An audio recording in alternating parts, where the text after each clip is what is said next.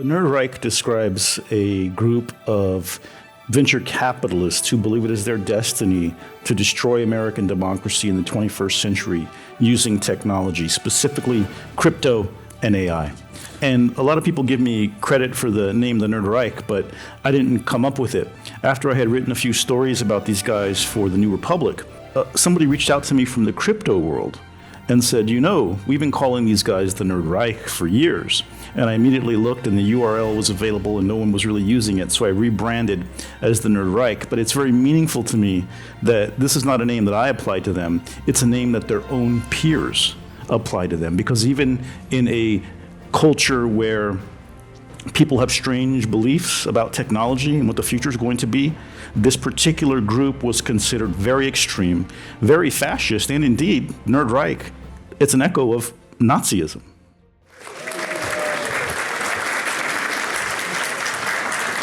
Okay. Good evening. Can you all hear me? All right, welcome to the hellscape that is San Francisco Bay Area. Oh my God, the chaos, the violence, the anarchy outside. Oh my Lord, even the seals are depressed. Welcome to the Commonwealth Club World Affairs. I am your host today, Wajahat Ali. I am in conversation with the mighty Gil Duran. Give it up to Gil Duran, author of The Nerd Reich, Silicon Valley Fascism and the War on Democracy. Now, a little bit about our speaker. He is a Bay Area native. He was born in Tulare, California, the grandson of Mexican immigrants, specifically farm workers. He began his journalism career at the San Jose Mercury News before spending a decade in politics as an advisor to leaders including Jerry Brown, Dianne Feinstein, and Kamala Harris. He later returned to journalism, working as an editor at the Sacramento Bee and the San Francisco Examiner. Today, he is an independent journalist and the author of the Nerd Reich newsletter, and his book so far is a bestseller on Amazon and Bookshop. All right. I hate to say this, Gil. I wish this book wasn't written, and I wish it wasn't a bestseller, and I wish you were still an obscure writer. But sadly, because we live in the seventh circle of hell, we have racist, eugenicists, techno-fascists from our hometown, the Bay Area, who are destroying the world. And you've given them the name. The name you've given them is Nerd Reich.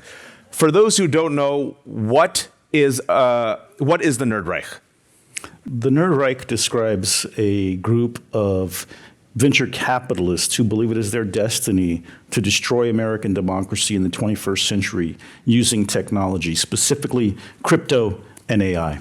And a lot of people give me credit for the name The Nerd Reich, but I didn't come up with it. After I had written a few stories about these guys for The New Republic, and one of them went very viral, and I was under attack for 2 days on Twitter. It was this whole big drama. Somebody reached out to me from the crypto world and said, we've been calling these guys the Nerd Reich for years. And I immediately looked and the URL was available and no one was really using it, so I rebranded as the Nerd Reich. But it's very meaningful to me that this is not a name that I apply to them, it's a name that their own peers apply to them. Because even in a culture where people have strange beliefs about technology and what the future is going to be, this particular group was considered very extreme, very fascist, and indeed, Nerd Reich, it's an echo of Nazism.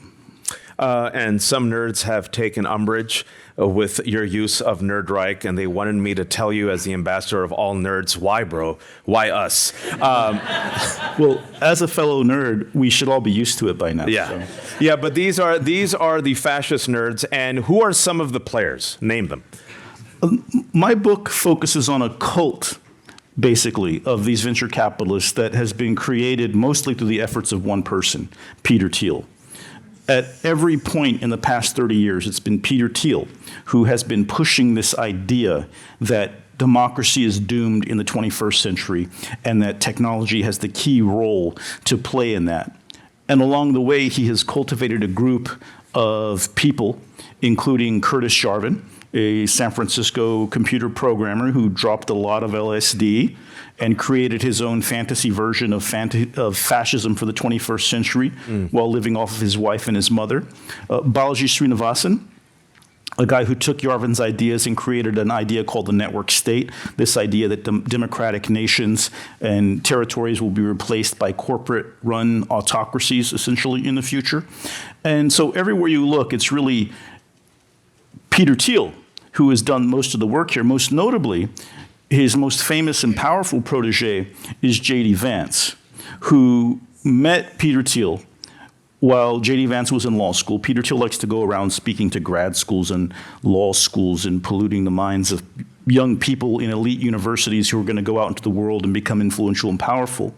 And J.D. Vance called it one of the most important moments of his life and said that Peter Thiel was possibly the most intelligent person he'd ever met. And the next thing you know, J.D. Vance decides not to be a lawyer. Instead, comes to San Francisco, becomes a venture capitalist at a firm co-founded by Peter Thiel.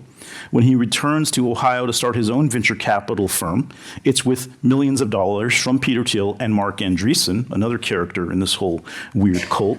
When he decides to run for office and become a senator, it's with $15 million from Peter Thiel, which set a record for the largest amount of money at that time ever spent by a single individual in a Senate race. And he even becomes a Catholic because of Peter Thiel, even though Peter Thiel is not a Catholic. And if you look at his new book, I don't recommend reading his new book, but if you do, I read it, he says that very clearly because he had said it so many times previously, he couldn't really hide that. And most distressing, when J.D. Vance was on the short list to become vice president, he had a big problem. He had previously referred to Donald Trump as cultural heroin, an opioid of the masses, a very bad man, and even America's Hitler. And it was Peter Thiel and these venture capitalists here in San Francisco who made the peace and got J.D. Vance on the ticket. And now he's a heartbeat away from the presidency. And he has the same radical extremist ideas as Peter Thiel. I think Trump probably saw that as a compliment. Too soon? We're going to piss off a lot of people tonight, so just buckle up. A couple of months ago, Peter Thiel was right here in San Francisco, specifically rented out the Commonwealth Club, and did a multi-part series on the Antichrist. Can you tell him who he thinks the Antichrist is? Well, if you listen carefully to Peter Thiel's description of the Antichrist, it sounds a lot like Peter Thiel. It'd be someone who's going around the world warning people about the apocalypse and scaring them with all the terrible scenarios of the future in order to gain power using technology, power and control, and develop a one-world government, which is, by the way, the idea Sam Altman has for AI, that there'll be one corporation that is now the world government. Another protege of, drum roll please, Peter Thiel. So when Thiel talks about the Antichrist, he tries to blame other people, Greta Thunberg, AOC. He said her initials are concerning, AOC. Yeah. What? You think he's joking, but he's not. No, but ultimately what Peter Thiel is doing with his Antichrist speech is arguing that we're in the middle of an existential crisis, a battle between good and evil. Right. An apocalyptic era has dawned. Right. And at the end of the battle, one side must be gone and the other side must be the total and absolute victor. And it's an argument that there should be nothing standing in the way of Silicon Valley's fantasies of the future, which include burning the planet in order to achieve some kind of superintelligence that will allow the select chosen elites to obtain eternal life and become heavenly beings who travel throughout the stars and who create this superabundant paradise where they will live forever, basically in paradise. It's a Christian eschatology that has been masked with these tech ideas. It's, some call it accelerationism. Yeah. The idea that if we just accelerate as quickly as possible, God will come in the form of AGI, and everything will be great. And this is merged, unfortunately, with the apocalyptic base of the evangelicals in the MAGA fascist movement, who believe that Donald Trump is sitting here as a vessel of God to punish the wicked and bring about the return of Jesus or God or whatever. So you have these terribly apocalyptic ideas, and they have become one, even though they're quite different when you look at the details. For instance, these accelerationists in San Francisco, Marc Andreessen in particular, are effective accelerationists. And in the effective acceleration movement, it means you have to accelerate as quickly as possible to make the best outcomes possible. And they talk about creating this amazing mystical boom loop where everything starts going faster and faster and better and better. And some refer to this mystical boom loop as the thermodynamic God. You know, don't tell the preachers in Alabama and Mississippi and Georgia that these guys are out here worshiping a thermodynamic God. But basically, the billionaires have gone insane, and they're trying to take us all with them. And anybody who opposes them, however, in the speech of Peter Thiel, is the Antichrist, which is weird because, again, it sounds like the thermodynamic God might be Antichrist adjacent, if not the Antichrist itself. And also violates the first commandment. But I'm just a silly Muslim. What do I know? Real quick, Jesus versus AI, who wins? It depends on who has more money, I guess. There you go. Who has the backing of Peter Thiel? But in all seriousness, they are accelerating the collapse of the post-World War II order, profiting off the collapse and then profiting on the back end of the collapse. And they're very naked and open about their plan. Everyone refers to this 2009 Cato paper that Peter Thiel wrote about, he says democracy and capitalism are incompatible. And then he also bemoaned the fact that 51% of the population, women, can vote. Sorry. And then also the enfranchisement of black folks. But this goes back a decade earlier, 1999, turn of the century. Talk to us about how he was influenced by a book called The Sovereign Individual. In 1997, there was a book published called The Sovereign Individual by these two sort of kooky conspiracy theory right-wing guys. And the thesis of The Sovereign Individual was that in the 21st century, technology would result in the decline and destruction of the nation-state system. In particular, two technologies. One, advanced automation, which would basically kill all jobs and deprive workers of power and money and lead to economic collapse and widespread chaos and violence. And another called cybercurrency, a new kind of digital money that would allow wealthy people to evade government authority and exfiltrate their wealth from countries and the welfare state, hastening the collapse, basically. That sounds like crypto. This book was very poorly reviewed at the time. People thought that's not going to happen. This is silly. There's not going to be anything like that. And it was an apocalyptic and unconvincing, I think, Publishers Weekly said. But the book had such a massive impact on Peter Thiel that he has credited it with being part of the reason he started PayPal as an effort to get ahead of this new digital currency that was going to change everything. And in 1999, Thiel gave a speech at the Independent Institute in Oakland, where he said there's this new digital money coming, and it's going to change everything. And Washington will be too stupid to stop it. They won't even know what it is or what it's for, and it'll be beyond their control. And sadly, he was right, because crypto has now become a monster in politics. It's the largest, I don't even call it an industry, it's a cartel that is pumping hundreds of millions of dollars into our elections and is basically holding a gun to the head of American democracy. And even Democrats are pro-crypto and taking money from crypto and voting for crypto bills. In 2010, Peter Thiel gave another speech to some libertarians at something called Libertopia, and actually it was like fewer people than are in this room at Libertopia. And he said that government is fundamentally evil. He said it more than once. And at the time, he was a government contractor. Palantir was started with CIA investment, right? And for some reason, nobody ever talks about these things or brings them up. I mean, I was in government for a long time. You have to pretend like you've never smoked marijuana to be at a high level of government. And here he is smoking the most anti-American, anti-democracy dope imaginable and amassing billions of dollars through government, military intelligence, industrial complex contracts. It's pretty stunning. Only, I don't know who could get away with such a thing. I don't know. I mean, maybe the president of the United States and his Tweedledee, Tweedledum son somehow making more than $2 billion in the past year and a half off of crypto, but that's just silly. That's fantasy. That would never happen in the United States of America. We're crazy people smoking weed here on this stage. But speaking about crypto and Palantir, there was another individual around 2010 who took an active interest in crypto and Palantir. And you were on my show recently. I played you an audio clip. I'm like, can you recognize these voices? And you can recognize these voices. Who's the other person who was really into crypto and Palantir at that time? Well, this guy, I don't know if you've heard of him. His name is Jeffrey Epstein. Epstein had a lot of these similar ideas. And in January 2025, Peter Thiel wrote, an op-ed for the Financial Times. Look it up if you can. It's one of the weirdest op-eds I've ever seen in a major newspaper.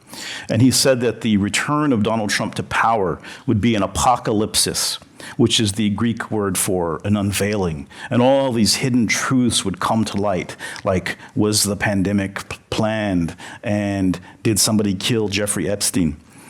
And it was weird because 6 months later, the New York Times revealed that Jeffrey Epstein had given one of Peter Thiel's firms $40 million to invest. And it was now worth $170 million and comprised like the largest portion of the Epstein estate. And it's weird that you would not mention that, but suggest that the guy was killed. I mean, usually you have to disclose any conflicts or relationships that aren't available to the reader. At the same time, Epstein was an early funder of the efforts to create and promote Bitcoin through MIT. And there's an email in the Epstein files where Epstein tells Thiel that Brexit's just the beginning of this return to tribalism and this breakup of the world, and that buying things once they've collapsed is cheaper than trying to buy them piecemeal. And so he was very much part and parcel of this idea that a certain cabal of very wealthy men have, that everything's about to collapse and that they're going to profit from them. By the way, that's crazy. There's no reason to believe that. It's a self-fulfilling prophecy, right? You could have these rich people saying, hey, how can we make the world better? How can we save the world from climate change? How can we solve hunger and poverty? Instead, the richest people in the world delivered a targeted hit to the poorest children in the world with the USAID cuts. Right. Millions will die. Right. And so this is... And, you know, it's strange to me, too, that while all this is happening, all these children are going to die. J.D. Vance is in the White House, and this is the moment that Peter Thiel picks. Peter Thiel, who made a lot of money for Jeffrey Epstein, to start preaching nonstop about the Antichrist. It's a little sus. Yeah, and then all of a sudden, J.D. Vance becomes Catholic. Interesting. And also interesting, about a week ago, we mentioned this, is that J.D. Vance is giving a speech. The dollar right now is weakened, and thanks to Donald Trump's brilliant trade war, which so far has yielded 0 deals. But you would think that the Vice President of the United States of America would lament the fact that the dollar is weakening. But J.D. Vance, about a week ago, seemed to welcome it, and also seemed to be open to the dollar no longer being the global reserve currency. And then today, I don't know if you all noticed, J.D. Vance seemed to welcome antagonism with our trade partner and ally, Canada. Why would the Vice President of the United States of America seem to celebrate the weakening of the U.S. dollar, Gil? That's very important to the Bitcoin cult. You know, this idea that Bitcoin is going to become a global reserve currency. The crypto is way down since Trump took office, which is funny because he was supposed to be the big crypto president. By the way, Trump spent years calling crypto a scam and fake and a scam against the dollar. And on the day he returned to the White House, he became a crypto billionaire. And he's now the crypto bro in chief. And the amount... $2 billion does a lot to change your mind, sir. It was 5 last year, but because crypto is so wild and volatile, it's now only 2. It's a saving grace of crypto. You lose your money. And now he's made it so obvious, though, with the Melania coin and the Trump coin, all these things went to like really low. People have lost billions of dollars in these scams. And but he's made it obvious, I think, how scammy it is. And so it's been bad for crypto to have a crypto president because he's too greedy. You know, you got to string people along a little more slowly and take their money over a long period of time. But he's making it really clear. I want it what's now. Going on right here. now. I want millions. I want it. He's Give it to me. Cashing out. I don't got time. I only have 6 months left. Sorry. There, thank you. Thank you. I'll be here all day. But it is, you made the tie, right? Thiel, Vance, White House. Thiel, Vance, Trump. And you talk about Thiel as part of, you mentioned PayPal. And there's something called the PayPal Mafia, but there's also something called the South African PayPal Mafia. Talk to us about those players, because that leads directly to what's happening in the White House right now. Yeah, well, you have Elon Musk, obviously, right, who, when Peter Thiel was trying to develop this digital currency back in the late 90s, it turns out there was a guy across the hall on their University Avenue in Palo Alto trying to do the same thing, and his name was Elon Musk. And so they decided to get together and join their companies. And here's a weird piece of trivia. That summer they were doing that, I was a couple blocks away as a cub reporter at the San Jose Mercury News. So it's just kind of You spooky. could have stopped him then. I don't know. I blame Gil. I might have joined them if I'd known where things were headed. But Of course. they ended up joining forces, and that eventually became PayPal. Yeah. Another member of PayPal Mafia was David Sachs, also from South Africa, Stanford student, who co-wrote a book with Thiel about how evil campus diversity efforts were in the 90s. If you read that book, it's like a precursor to the anti-DEI campaign, right? They've been on the same track for a very long time. Can you tell them all who is the current czar, Trump administration czar of AI and crypto? David Sachs. And I think he's on his way out from that, will still remain an advisor. And I first became interested in Sachs here in San Francisco because David Sachs played a key role in the recalls of Chesa Boudin and the school board. And that was where I first became aware of all this stuff. I didn't know about this stuff a few years ago. I'm often described as someone who studied this stuff for decades. That's not true at all. It was during the recalls that I couldn't figure out, what's this weird accelerationism stuff they keep bringing up? What is this network state thing? Why are all these billionaires sort of pretending to be Democrats, but everything that comes out of their mouth is right-wing talking points? And it took me a while to really put my finger on the pulse of it. It was because of a woman named Emily Mills, who was from San Francisco, who was on Twitter and started just keeping track of this stuff and trying to explain what it was. And at first, like a lot of people, I thought that was weird. I could tell it wasn't untrue, but I didn't know how it was relevant. And it wasn't until I read some other stuff by academics that I realized, wait a second, this thing I can't figure out, it's this stuff. There we go. So then I immersed myself in podcasts, in YouTube speeches, in I'm sorry. writing. These guys write a lot. One thing about fascists, they tell you what they're going to do before they do it. The Nazis did the same thing. It's like I've described it to you. It's like the world's most helpful Bond supervillain. Yeah. It's like in the Hanna-Barbera cartoon when they look and say, now I will do this, right? And then they get stopped. But I read all this stuff, and it wasn't clear to me, especially when J.D. Vance got on the ticket, why no one in the mainstream media establishment was telling people about this. Because it seemed to me like J.D. Vance is like directly one of these guys. And people And the should vice know. president. Yeah, and now he's going to be the vice president. And it wasn't until really after, in January 2025, that the New York Times does a big interview with Curtis Yarvin and Political reports that his ideas are coming to Washington. And I really felt people deserved to know that in 2024. And if it was Kamala Harris who had some weird fascist drug-addled guru spouting all this stuff, and if he were Muslim or black, we would certainly have heard about it nonstop. Right? They'd be calling for her impeachment before she even got elected. Especially if she followed him on Twitter and reshared his ideas and his talking points and his essays. I don't know. Maybe. But might I be a don't big know. deal. Some of these guys seem to have a strange invisibility cloak, and now here we are.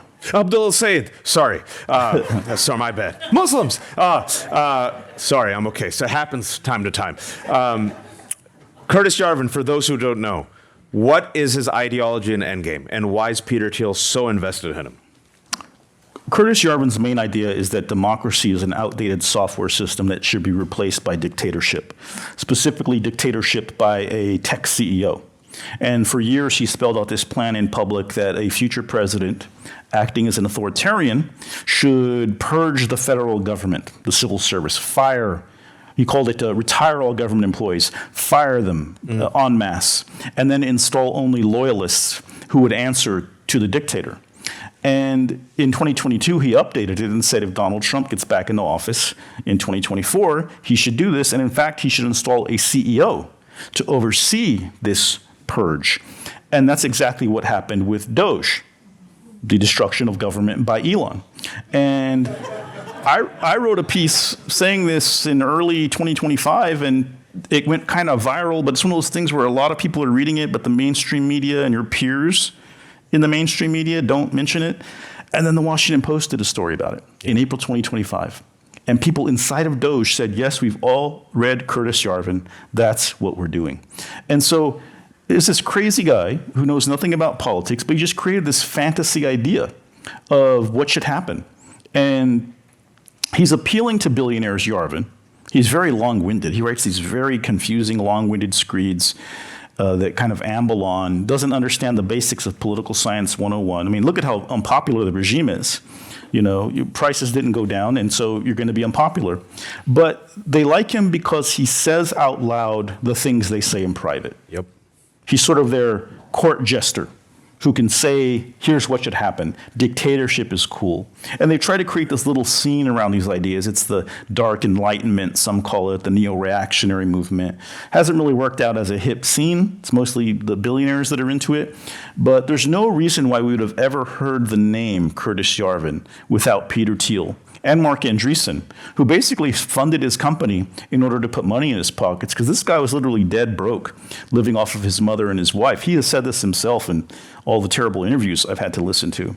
And then suddenly, boom, I mean, he's got a really nice house in the most twee part of Berkeley. I often see him in Elmwood skulking around. I mean, you know, it's funny to me that the most renowned tech fascist philosopher in America lives in Elmwood. I mean, why not Austin at least, or, you know, maybe somewhere deep in In Alabama. order to destroy the liberals, you must live amongst the liberals. I suppose so, but that's the power you have as a billionaire. Yeah. To make these crazy ideas move from some obscure blogs into the White House, and that's what we're seeing.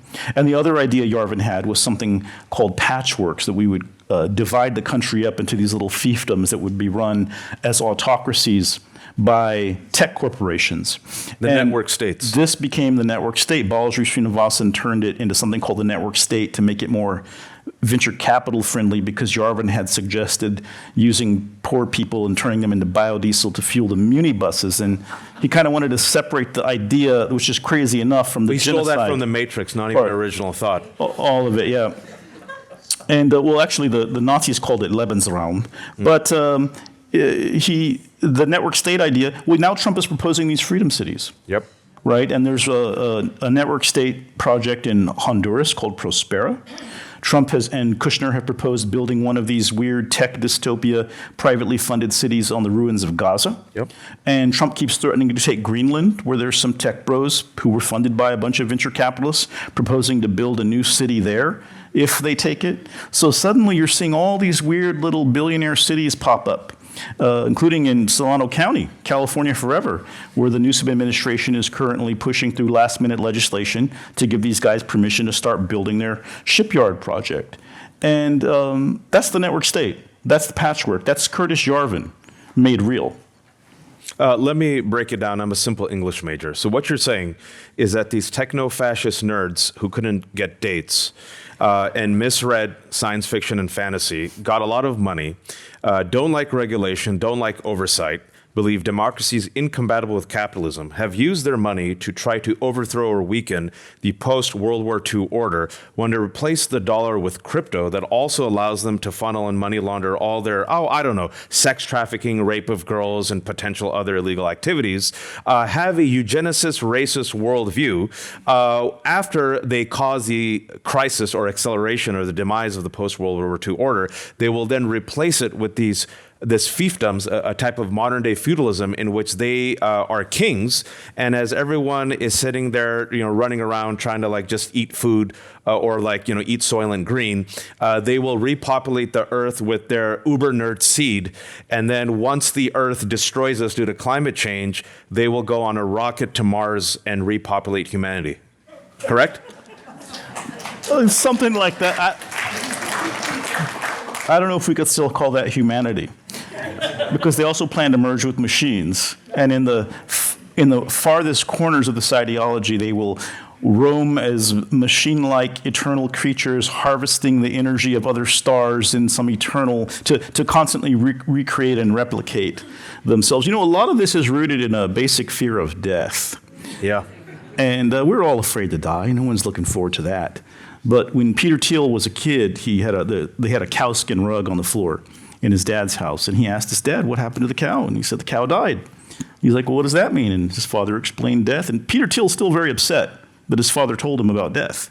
And a lot of these guys are just in an urgent fixation to try to overcome death, because now they're all in their 50s and 60s, and these things start to become real for all of us at that point.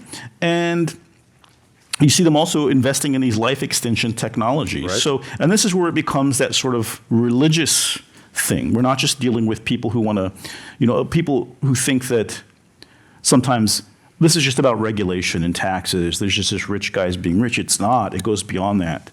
These people think that they are going to transcend being human. Transhumanism. And in fact, democracy is just a small bump in the road on the way to that. I think people need to understand there's a much bigger cult idea here about what the future is.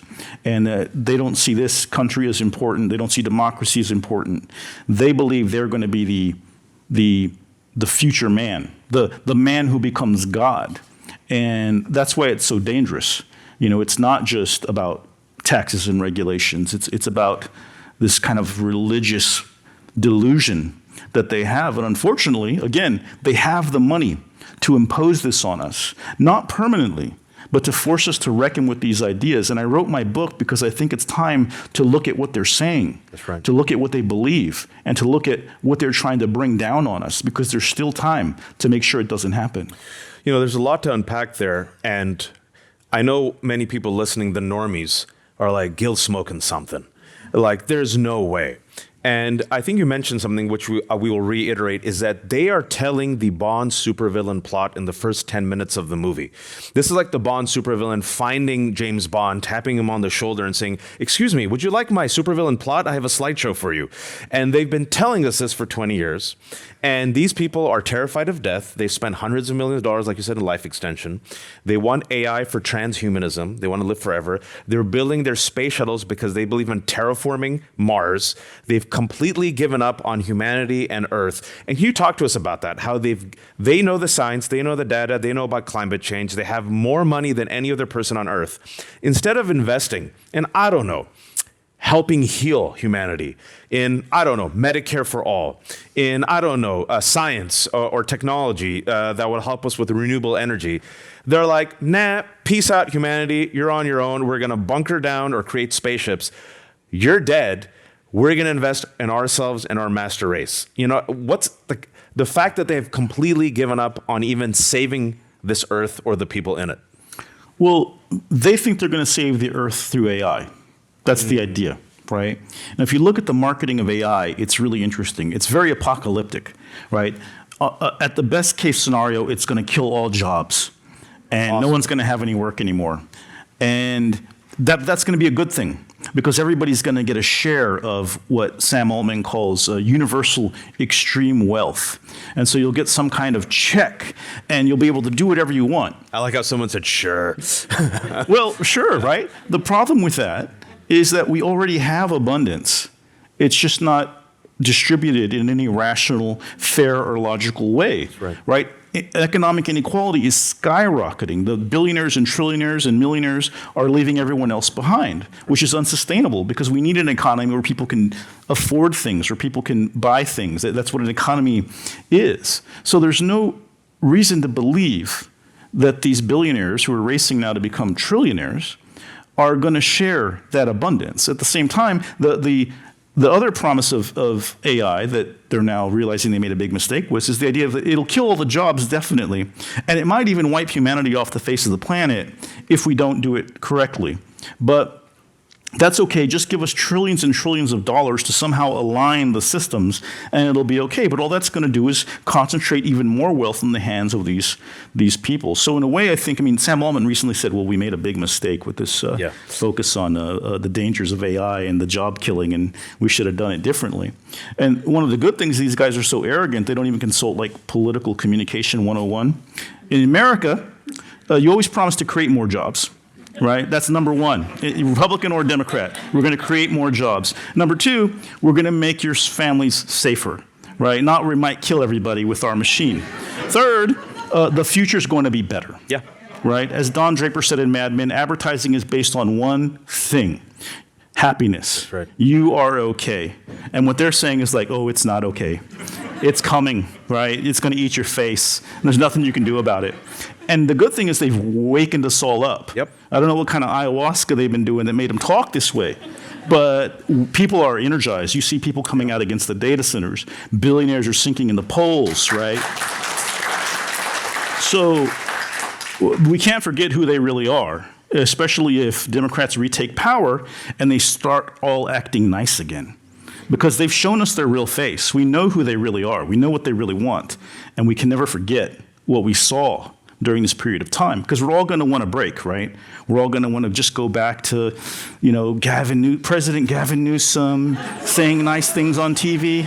But they're going to keep moving, right? They're buying both sides right now, right? The crypto's buying both sides. That's right. This is where I come in and piss off everyone. And I do it with delight. I bring receipts. And I know that these tech bros, Joe Lonsdale, co-founder of Palantir, has raised over $100 million with his PAC and gone all these other tech bros, and he's gladly and openly given money to both sides of the aisle. Bloomberg had a piece a couple months ago that these tech bros were raising $500 million ahead of the midterms. We know Sherry Bustos, the former head of the DCCC, left, is a lobbyist. Her clients include OpenAI and Oracle, and now she's head of a PAC that is not going to support any candidates, but they're going to send these messages. They're going to spend millions of dollars on deregulation and pro-growth.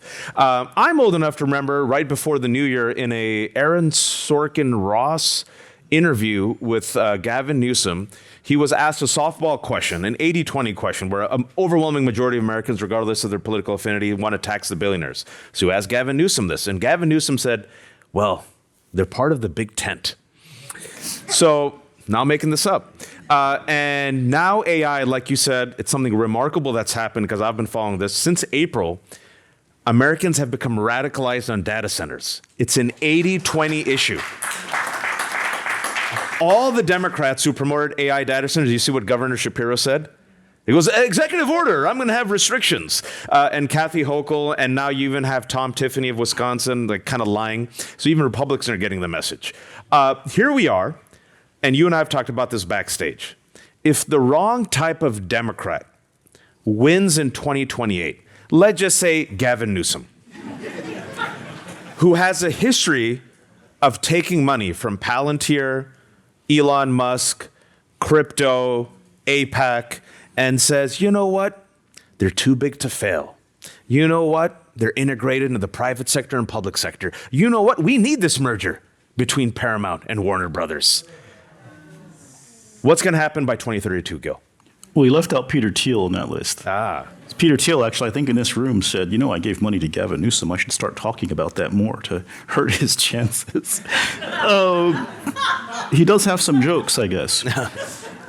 Well, my fear, and I say this in the book, is that if Democrats don't wake up to what the threat is here and to what's happened and don't start talking directly about it and challenging billionaire power, we're going to get to the same place eventually, just on a more slower trajectory.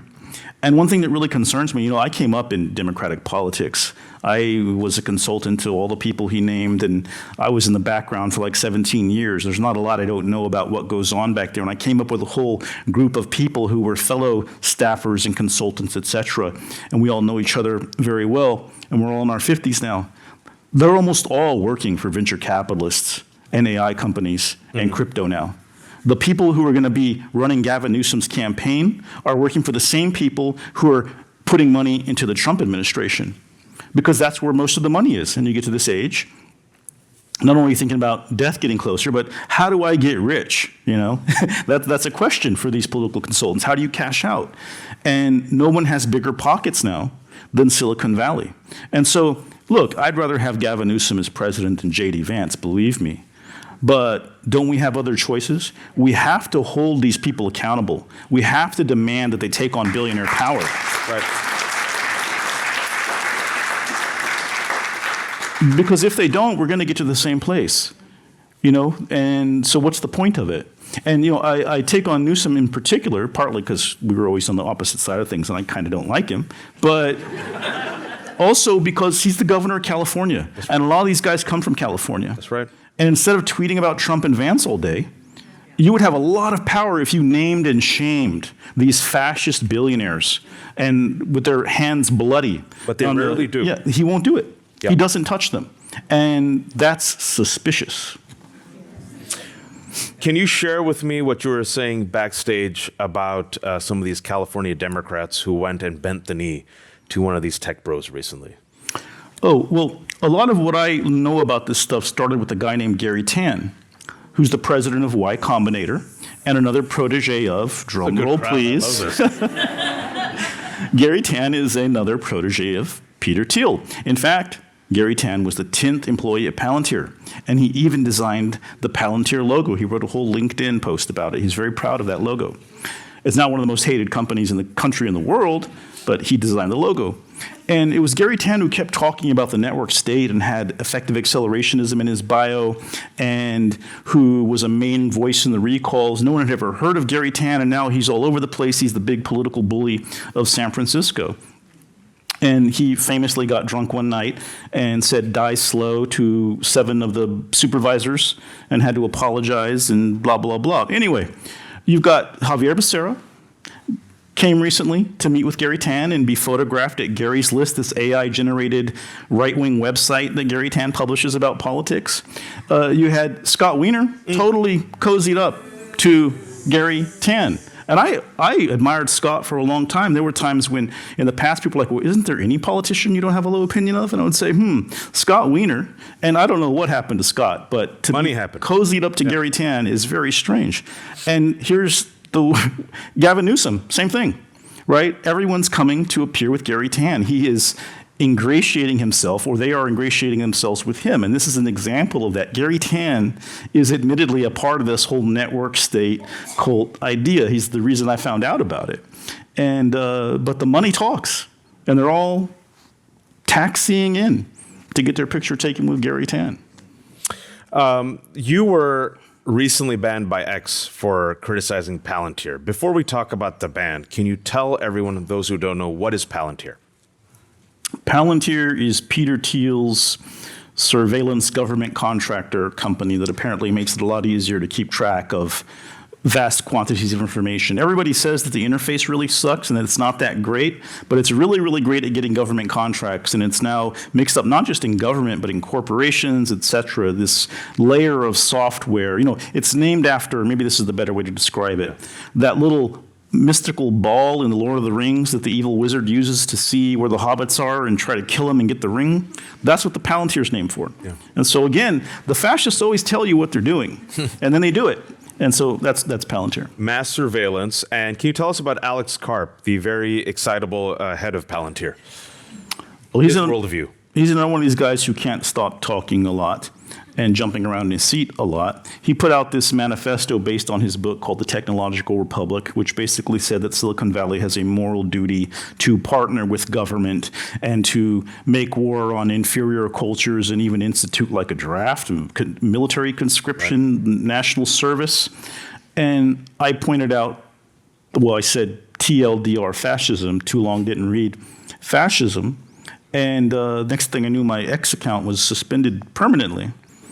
And I thought at first, people said, oh, you probably got mass reported. If you appeal it, they'll reverse it. And I appealed it twice, and they did not reverse it, and they did not explain anything. And actually, it's been great for my brain to not be on X anymore. Whenever I catch a glimpse of them, I'm like, what is even going on over there? Are those real people, or is that AI? You can't really tell on X. But, and it's done wonders for me on Blue Sky and Instagram. So, what's your Instagram handle? Gil Duran. What's your Blue Sky handle? GilDuran.com. What's the book that you're currently promoting? The Nerd Reich, Silicon Valley Fascism and the War on Democracy. Here's a question. Good question. How much tech fascism was facilitated by the politicians and powerful elected officials for whom Gil Duran did communications and PR for? And specifically, they said Governor Brown, Dianne Feinstein, Kamala Harris, Tom Steyer.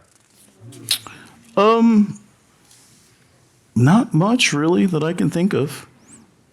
I mean, there's this rumor going around on Twitter that I played a role in making a deal between the state of California and the state of Israel in 2014, right? Interesting little rumor being spread. The problem is I didn't work for the state of California in 2014. I left in early 2013. So I would ascribe this question to that kind of theme. No, but it was a fair question, and you answered it. This is another question. Isn't this really just like a loosely connected group of rich people with often contradictory views rather than a unified ideological movement? Signed Crypto Bro. No, I'm just kidding. Just kidding. Well, the fact that they're all in the White House and that the stuff that they've been talking about and writing about is actually happening, I think is the question people need to ask themselves. And that's the question that I ask and answer in my book, right? It's not like, well, they have these weird ideas, but no one's really doing that. They have these weird ideas about crypto eating our political system, and that's what's happening, right? Crypto, which is a scam used for crime, human trafficking, drugs, and gambling, is now the biggest player in our political system. Crypto, which according to Pew last year is only used by 14% of Americans, now has outsized power over politicians and policy. So why is that the case? It sounds a lot like what this loosely connected group of billionaires have been saying they're going to do. So, Or how about America's 250th celebration with the UFC fight on the White House lawn, and you had to purchase Paramount Plus to watch it.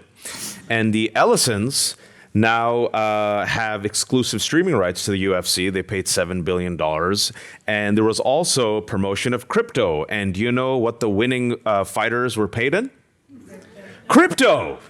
And World Liberty Financial, which is the Trump company that has made them $2 billion in the past 2 years, is now applying to be a bank. And Donald Trump pardoned CZ, his Binance business partner, who pled guilty to money laundering. But I'm sure we're just crazy. We're just silly people who come up with silly stories, I'm sure. How do you envision the relationship between the tech right and anti-AI populist right? Ooh, smart crowd. Figures like Tucker Carlson. Are these actual ideological divisions? there are some divisions on the right. It's been interesting. Some of the people most opposed to California Forever in Solano County are the Republicans. In fact, the polls show the Republicans are more opposed to it than the Democrats are. Yep. Both are pretty highly opposed. But it's funny because the Republicans think it's some kind of liberal climate change scheme, right? And the Democrats think it's a bunch of Peter Thiel billionaires. And I've had some conversations with some of these Republicans. So, these people actually aren't liberals, right? But it's the same idea. This is not about climate change. These people don't care about climate change. But in my book, I talk about how on the religious right, you see some of the most vicious attacks on the tech right. Because they recognize that these guys have their own religion. They're into the thermodynamic God or whatever, right? And no disrespect to anyone who believes in the thermodynamic God. And there was one guy, Jeffrey Miller, who's this right-wing firebrand, and he called for a holy war against Silicon Valley. And he called them apostates to our faith and traitors to our children. And so some of the heat coming out of there is very, very real. The people who actually take religion seriously, even though they may have completely the wrong idea about Jesus and the Bible and whatever, they hate these guys. Steve Bannon, that's right, I despise on every level, has been one of the loudest voices directly calling out the insanity of Silicon Valley. Remember, he's the one who brought it up with Ross Douthat, and Douthat's like, well, let's not talk about that later. Year, right? Later never happened, by the way. They never talked about it to this day. And there's some fertile, territory there. If I had $50 million to spend on propaganda, I would definitely be targeting radicalizing right-wing religious people against Silicon Valley right now. That'd be a juicy place to hit because it's ready. Yeah, it's that meme from Godzilla, Ken Watanabe's character. Let them fight. If we can unleash them against the AI. But this is something that I've been tracking also, specifically Steve Bannon and Tucker Carlson. And this goes back to how this is bipartisan. And it's not just the Republicans, it's also Democrats. My fear was that Steve Bannon has figured out that there's a growing rage, a radicalization against AI. And I'm not God. I don't know what's in his heart. I'm sure these people lie, much like Donald Trump lied about being anti-establishment. Then he came in and he was the establishment and literally populated the swamp and destroyed the reflecting pool, which now reflects algae. But if you run to the left of Democrats on AI and economic populism, that's not good for Democrats, right, Gil? If it's Tucker Carlson and Steve Bannon sounding the alarm and tapping into this rage and saying no to Gavin Newsom. Well, the right is always smarter than the establishment on how you manipulate people and get action, unfortunately. They're very good at that. They frame the arguments. And so we need Democrats to wake up to that reality, you know. And I think it's hard because the only people more addicted to billionaire money than the Republican politicians are the Democratic politicians. And to the earlier question, I thought of something. You know, I was in the same room a couple of times with Elon Musk when I was in politics, and it was always because we were signing something to help Tesla build more electric cars, right? Like this, it's surprising to me how different he seems from this kind of humble, selfie-facing, awkward guy that I saw standing in the room to becoming the monster he's become. But I don't think any Democrats had any awareness of what these guys would actually be or become. For a long time in California, Silicon Valley was about innovation and about jobs and keeping us making us the fourth largest economy in the world. But now that they have unveiled themselves as fascists, it's really clear what camp they're mostly in. The problem is anybody now who is not taking them on. I mean, Tom Steyer was criticizing these guys directly during his run for governor. I don't know what happened to him since that. I mean, he seems to have disappeared, which is sad because it would be nice to have like one billionaire going to war against these people. But, you know, that's part of the problem is the degree to which they have completely intertwine themselves in our lives in every way, not just in our government, but in all of our pockets, right? They're watching us all the time. We're interacting with them constantly. They've created a world where it's hard to make a move without making a billionaire richer. Almost every single action we take is enriching them. And we deserve technology, but we have to think about our complicity, not only of our society, but our individual selves with creating the world where they now think we have everything and we should take everything. And also, $63 million spent against Abdul Sayed in Michigan, like an obscene amount of money in Chicago. We have, and a lot of that money is AI, crypto, and APAC, and oftentimes those Venn diagrams are the same big circle. And now you have Zuckerberg, Meta, and Musk promising to double down with money ahead of the 2026 and 2020 elections. Now, speaking about doubling down, we have this question. Should this movement, the techno-fascist movement, be resisted by doubling down on liberalism in all its aspects, or is a more left-wing pivot required? I think that's obviously already happening, the pivot. And the Democratic establishment's very upset because the leftists and the Democratic Socialists are winning.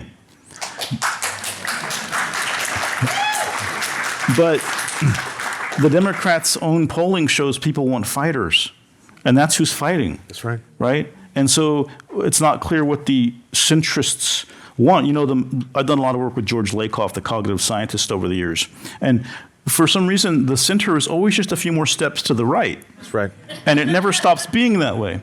And basically now you have the people at the bulwark, like Bush Republicans, trying to call the shots on what the Democratic establishment should say. And so basically, if we all just become George W. Bush-style Republicans, we'll be in the center now. It's absurd, right? Because but it's worked really well. Democrats control the White House, the Supreme Court, the House, the Senate. DNC is making record amount of money. I mean, it's worked like gangbusters, right? Not really. Look, you know, if the rule that you followed brought you to this, of what use was the rule? So I think we're seeing that change already. And I've clashed with the left a lot in my career. People often accuse me of being a leftist. I'm like, well, tell that to the leftists because they don't consider me one of them. I come from the Democratic establishment. But I do think it's time for a civil war in the Democratic Party. And we need to decide whether we're the party of the people or the party of the billionaires. And there's no other choice. To that question, in the past couple of days, Hakeem Jeffries, who's a leader of the Democratic Party, I love coming back to the Bay Area. He has attacked Medicare for All.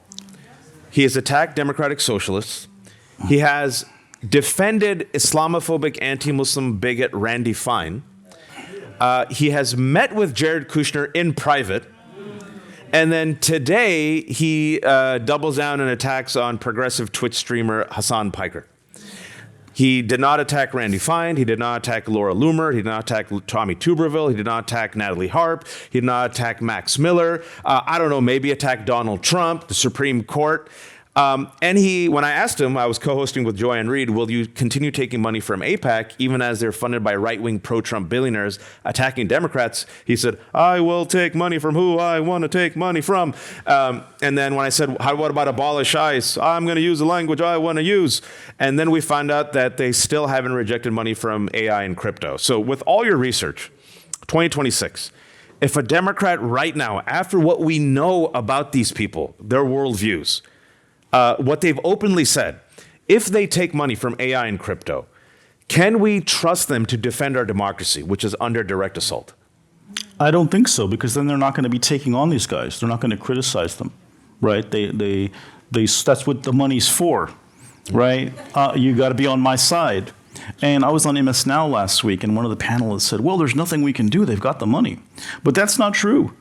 The billionaire doesn't always win. Look at California, where Meg Whitman tried, spent $170 million and got beat by Jerry Brown, who had like a rubber band and a popsicle stick, right? Tom Steyer, who was the most progressive candidate in the race, but spent an enormous amount of money and didn't win. Because people are suspicious of billionaires. People don't like billionaires, even the good billionaires. And so they don't always win. They spent the money against El Sayed. So I think Nixon outspent 16-1. We have to make it so that the more money the tech billionaires spend against you, the more people want to vote for you.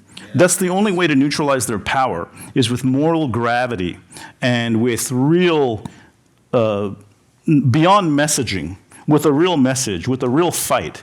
And I think people are ready for that kind of leadership. We don't really have it anywhere, right? There are a few people who are speaking out, but we haven't seen someone in a position of a Gavin Newsom say, I'm going to go straight against the billionaires. And I think that's the only way to defang their power. If we're trying to find a way to negotiate with their money, then we lose, right? And so I think that people are ready for something more. And hopefully, to your earlier point, that's not going to come from the right. Because it might. Because I'm sure they're in a laboratory right now, Steve Bannon and whoever, figuring out some way to get something together to have some figure who will speak to these concerns. And they're already running to the left on AI. Even though it's all BS, they're still realizing, looking at the polls, it's an 80-20 issue. And speaking about Democrats, some moments of light. Angie Nixon, I don't know if you follow the Florida Senate race, Democratic primary. For those who don't know, she was outspent 16-1. Meaning Alexander Vindman, who was the establishment candidate, had $16.3 million. Angie Nixon had $975,000. She didn't have enough money for a TV ad. She ran with a bold progressive agenda: Medicare for all, abolish ICE, tax the rich, black woman, a capitalist, but also a member of the DSA. She won by double digits. Al Sayed, the Democratic establishment, not just Democrats, unleashed hell against him. $63 million. He won. Aisha Wahab, right here in the East Bay. $6 million spent against her. She won. And also Elon Musk spent a record amount of money in the Wisconsin Supreme Court race. He lost. So maybe, just maybe, I don't know, have a fighting agenda that actually represents the will of the people. I know I'm crazy. What actions do you suggest we, the people, can take to stop this cancer, especially given the power and influence that is already poisoning D.C., and I think you'd agree with me, Silicon Valley and California? First of all, learn what's happening and tell people about it. There's a real lack of knowledge right now. I think I did Democracy Now! Last week, and it's like 600,000 views on YouTube. People are not hearing about this, and when they hear about it, it spreads. So we have to tell people what the problem is. You have to tell people, well, you could read my book, and then tell people what's the idea that they have. These people think they're going to overthrow democracy, and they're very explicit about it. And then there are people doing things right now that are very important, like the Purge Palantir campaign. That's right. Which is putting a tremendous amount of pressure on governments and others to remove Palantir from everything, basically. It's been, yeah, great. And Thursday at noon, Palo Alto. What's happening? Purge Palantir Yeah. protest. Purge Palantir Palantir. protest. I just wanted to make sure I'm not just like There's randomly the, promoting something crazy. there's the deflock movement. People are turning against flock everywhere. Surveillance cameras, for those who don't know, that have been used and abused by police to track women seeking abortion, used by police to go after their spouses, and also have picked up the wrong person and had cops surround them, including white women. Basically, they've created Orwell's Big Brother, and it's a huge revenue model, and cities are lapping it up. And in San Francisco, there was a recent poll. Voters love constant surveillance. Oh, yeah. You know? Great job, San Francisco. But people are organizing against these things in very real, very specific ways. Get involved in those. Those are the places where you're going to learn about everything else that ends up happening to oppose this stuff. And you got to make sure that you don't vote for anybody who takes crypto, That's right. who supports crypto, and who is taking money from people like Mark Andreessen, Peter Thiel, Sam Altman, Gary Tan at all.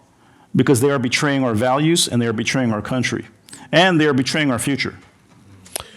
With today's U.S. Supreme Court ruling upholding Trump's executive order for now to cancel vote by mail, which he does, are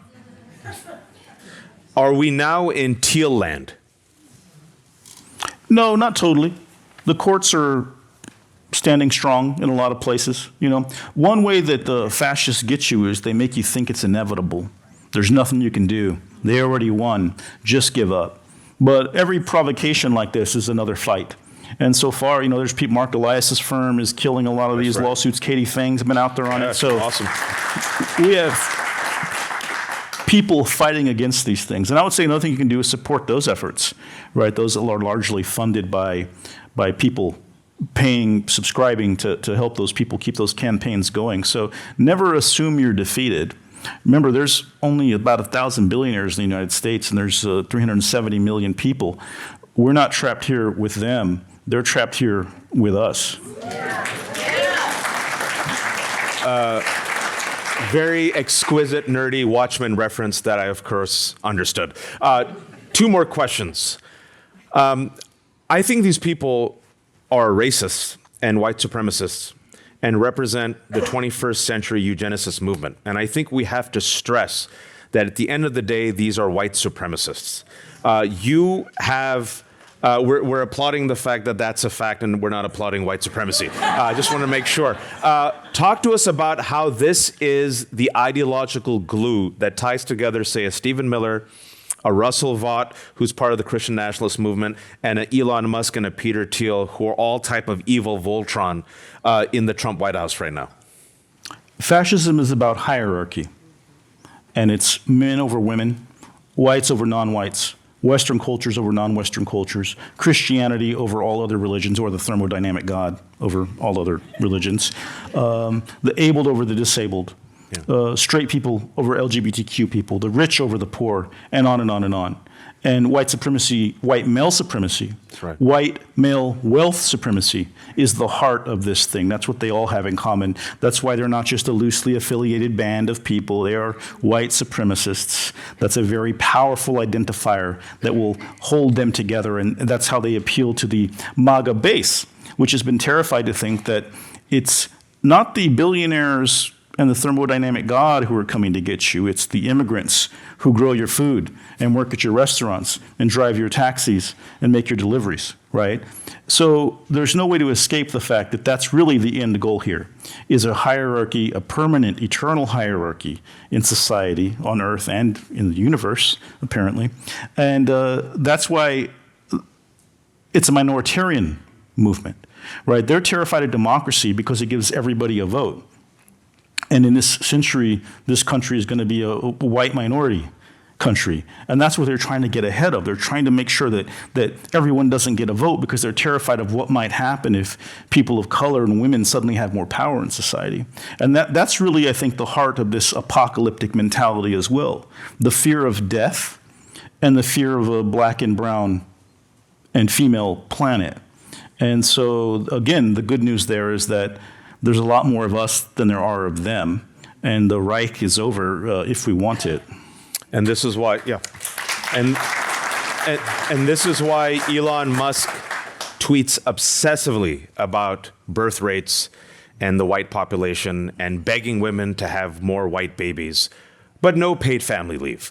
Well, killing millions of children in Africa. At least with the 600,000. USAID cuts. That's right. Final question. You have said we can either have democracy or billionaires, but we can't have both.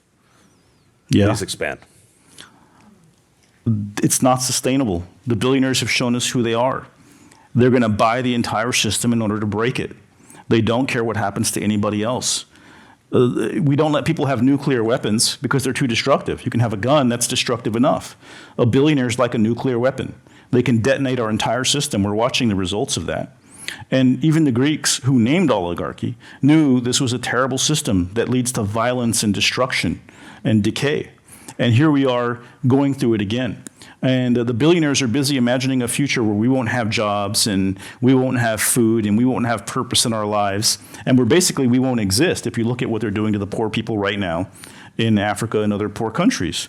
And so if the billionaires can imagine a future without us, we can imagine a future without billionaires. And we have a moral responsibility to do that. Folks, give it up for Gil Duran, author of The Nerd Reich, Silicon Valley Fascism, and the War on Democracy. Thank you all for coming.